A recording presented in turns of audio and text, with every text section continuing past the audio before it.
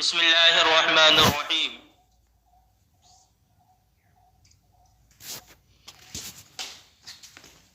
یقولو در اصل یقولو بود، حرکت واو نقل کردہ بما قبل دادن یقول شد برائے موافقت باب.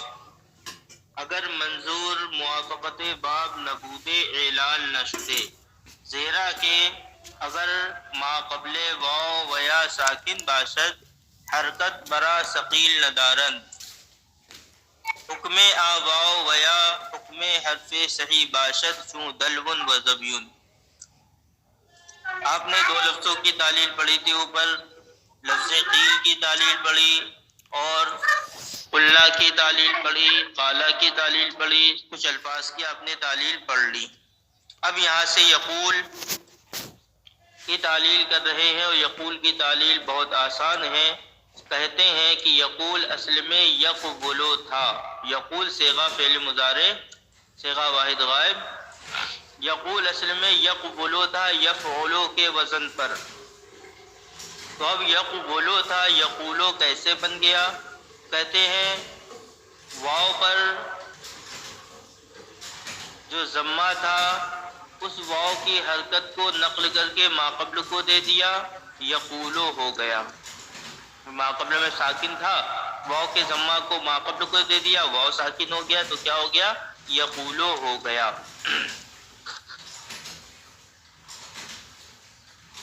اور یہ ایسا کیوں ہوا؟ کہتے ہیں برائے موافقت باب، باب کی موافقت کی وجہ سے.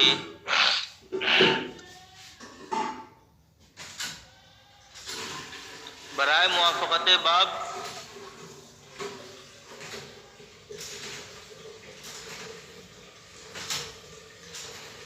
باب کی موافقت کے لیے.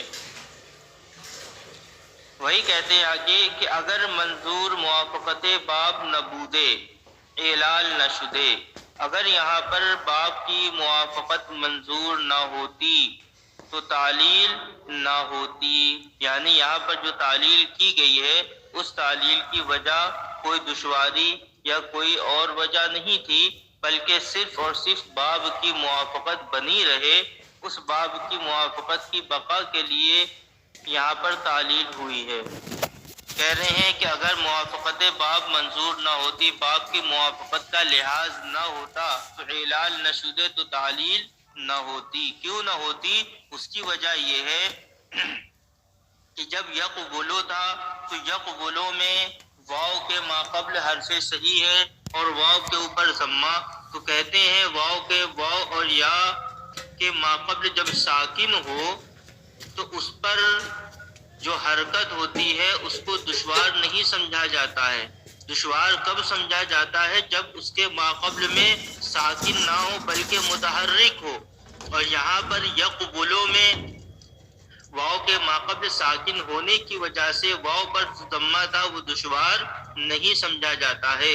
جب دشوار نہیں سمجھا جاتا ہے تو یہاں پر تعلیل کی کوئی خاص وجہ نہیں تھی. اس کے باوجود بھی تعلیل کی تو صرف اور صرف باب کی موافقت پیدا کرنے کے لیے، تاکہ مخالفت نہ ہو جائے، باب کی موافقت باقی رہے، اس لیے یہاں پر تعلیل کر دی.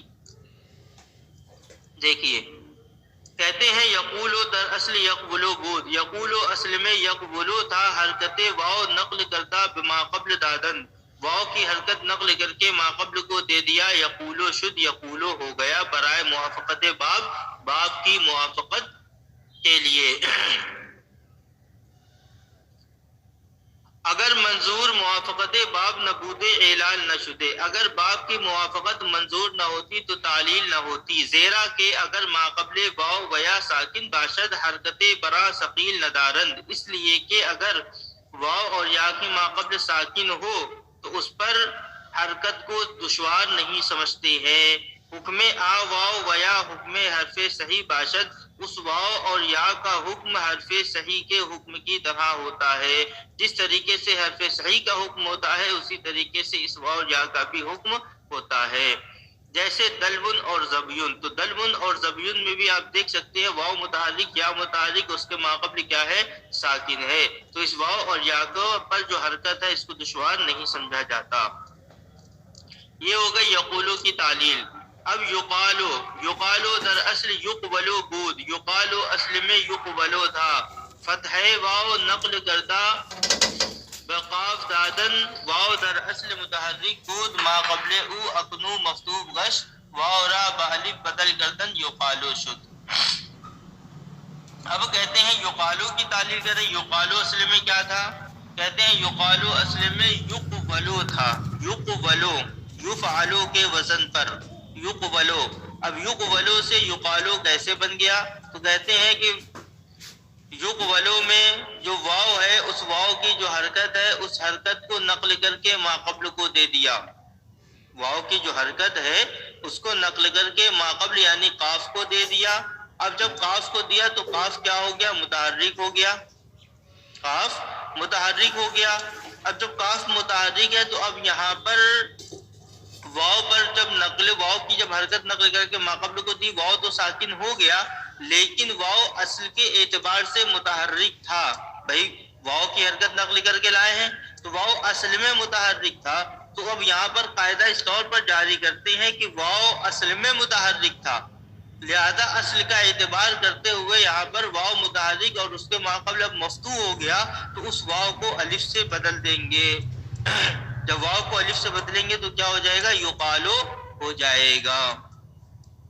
وہی تعلیل فرماتے ہیں کہتے ہیں یقالو در اصل یقبلو بود. یقالو اصل میں یقبلو تھا. فتح واو نقل کردہ بقاف دادن. واو کے فتح کو نقل کر کے قاف کو دے دیا. اب جب قاف کو دے دیا تو اب کہتے ہیں واو در اصل متحرک بود. واو اب تو ساکن ہو گیا لیکن اصل میں تو متحرک تھا. تو اصل کا لحاظ کرتے ہوئے اب تعلیل کر رہے ہیں کہ واو در اصل متحرک بود. واو اصل میں متحرک تھا ما قبل او اکنو مفتوح گشت اور اب اس کے ما قبل مفتوح ہو گیا ہے. جب آپ نے واو کی حرکت ما قبل کو دے دی اب اس کے ما قبل میں مفتوح ہو گیا ہے تو واو را بحلیف بدل کردن. واو کو الف سے بدل دیں گے تو کیا ہو جائے گا؟ یقالو شد. یقالو ہو گیا.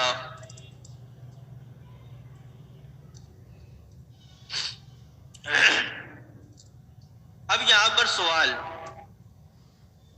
ایک سوال کر رہے ہیں پھر اس سوال کا جواب دے رہے ہیں. ابھی آپ نے سبق میں یا ما قبل میں پڑھا کہ واو جب متحرک ہو یا متحرک ہو اور اس کے ما قبل ساکن ہو تو پھر اس واو اور یا پر جو حرکت ہوتی ہے وہ ثقیل نہیں ہوتی. اسے ثقیل نہیں سمجھا جاتا ہے اہل زبان کے نزدیک.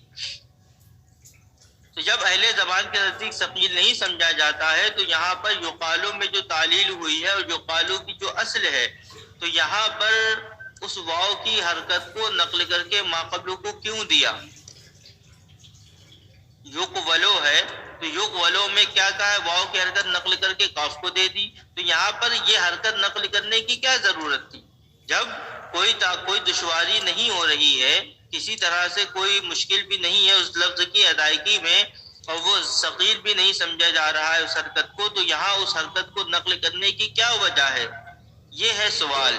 تو اس سوال کا جواب خود صاحب کتاب دیتے ہیں کہ یہاں پر نقل کرنے کی وجہ کیا ہے؟ وہ صرف اور صرف یہ ہے کیونکہ جو مجہول ہے وہ مجہول معروف سے بنایا جاتا ہے. وہ معروف یقولو ہے تو وہاں پر اسی میں یقالو تعلیل وغیرہ ہو ہر رد و بدل کر کے یقولو مجہول بنایا جاتا ہے. تو مجہول یہ معروف سے بنتا ہے. جب مجہول معروف سے بنتا ہے تو ابھی آپ نے پڑھا ہے کہ معروف کے اندر کیا ہے؟ تعلیل ہوئی ہے, معروف کے اندر حرکت کو نقل کیا گیا ہے.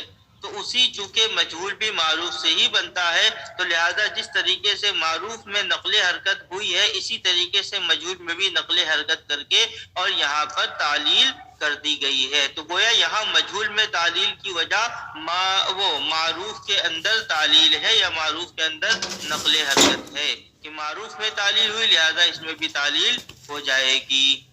دیکھیے سوال, فتح واو یقولو چرا نقل کردہ بقاف دادن. واو کے فتح یقولو کے واو کے فتح کو کیوں نقل کر کے قاف کو دے دیا؟ اس کی وجہ جواب از برائے آکے مجہول از معروف ساختہ می شود، اس وجہ سے کہ مجہول معروف سے بنایا جاتا ہے، چوں در معروف نقل کردن در مجہول نیز نقل کردن، جب معروف میں نقل کر دیا تو مجہول میں بھی نقل کر دیا، تا حکم ہر دو یکے شون، تاکہ دونوں کا حکم ایک ہو جائے، معروف اور مجہول کا حکم ایک ہو جائے۔ اچھا، بدا کے ہر جا کے لام کلمہ ساکن باشد در مطلع عین، عین از جہت اجتماع ساکنین بیفتہ۔ اب ایک قاعدہ بتا رہے ہیں کہ جس جگہ بھی لام کلمہ ساکن ہو مطلع عین میں جس جگہ بھی لام کلمہ ساکن ہو جائے، لام کلمہ جو لام کلمہ کے یہاں پہ جو حرف آ رہا ہے اگر وہ کسی وجہ سے ساکن ہو جائے تو اب وہاں پر وہ عین از جہت اجتماع ساکنین بیفتد، تو وہ عین اجتماع ساکنین کی وجہ سے گر جاتا ہے۔ جیسے آپ یہ پڑھیں یقولو، تو یقولو ہے، ابھی تو یہاں پر عین ساکن ہے، لیکن جب کسی وجہ سے لام بھی ساکن ہو جائے تو لام ساکن ہونے کا مطلب یہ ہے کہ اس کے اوپر کوئی حرف داخل ہو جائے، حروف جازمہ مثال کے طور سے لم ہے، تو لم کو اگر آپ یقولو پر داخل کریں گے تو واو تو ساکن ہے ہی، اب لم کے داخل ہونے کی وجہ سے لام بھی ساکن ہو جائے گا، کیونکہ لم آخر میں کیا ہے ساکن کرتا ہے، تو اب اس کی وجہ سے جب لام بھی ساکن ہو گیا تو اب کیا اجتماع ساکنین ہو جائے گا عین اور لام کے درمیان، تو اس صورت میں کہتے ہیں عین، یہ اجتماع ساکنین کی وجہ سے وہ عین گر جائے گا۔ تو اسی کو بتا دیں کہ جس جگہ بھی لام کلمہ ساکن ہو معتل عین میں، عین از جہت اجتماع ساکنین بیفتد، وہ عین اجتماع ساکنین کی وجہ سے گر جاتا ہے۔ جیسے لم یقل، لم یبع، لا تقل، لیقل، قل، قلنا، لیقلنا، ولا تقلنا۔ کیا آپ ان سب میں دیکھیں لم یقل اصل میں لم کو ہٹا دو تو یقولو تھا، لم کی وجہ سے لام ساکن ہوا تو واو لام ساکن واو کو گرا دیا۔ لم یبع اصل میں یبیعو تھا، یا کے ساتھ یبیعو، لیکن جب لم آیا تو لم کی وجہ سے عین بھی ساکن ہوگا، یا پہلے ساکن تھی اجتماع ساکنین کی وجہ سے یا گر گئی۔ لا تقل یہ فعل نہیں ہے، تو یہاں پر بھی تقولو تھا، لب لا کی وجہ سے لا آخر میں لام ساکن ہوا تو واو گر گیا، لا تقل ہو گیا۔ اسی طریقے سے لیقل، قل، قلنا، لیقلنا، لا تقلنا، ان تمام کے اندر ایسا ہی ہوا ہے۔ اچھا، اب دیکھیں قائلن، قائلن کہتے ہیں در اصل قابلن بود، قائلن اصل میں قابلن تھا، واو حمزہ گشت واو حمزہ ہو گیا، قائلن شد قائلن ہو گیا۔